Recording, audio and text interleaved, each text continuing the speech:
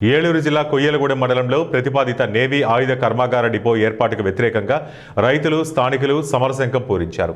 మండలంలోని పలు గ్రామాల ప్రజలు భారీ ఎత్తున తరలివచ్చి తహసీల్దార్ కార్యాలయాన్ని ముట్టడించడంతో ఒక్కసారిగా ఉద్రిక్త పరిస్థితి నెలకొంది.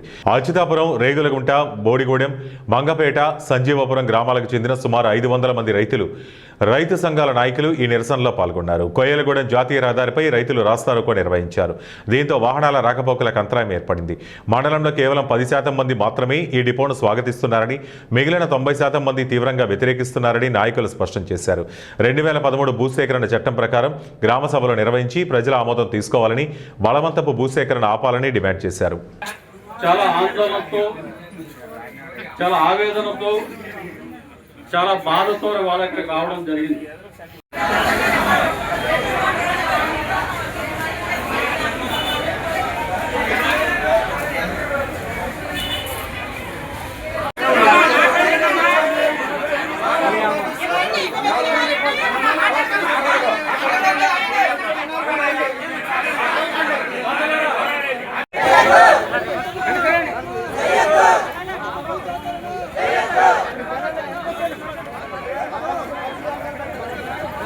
ఇప్పుడు ఎంపీ గారు మళ్ళీ జైల్లో పెట్టి మన భూములు లాక్కుంటామంటే లాక్కమని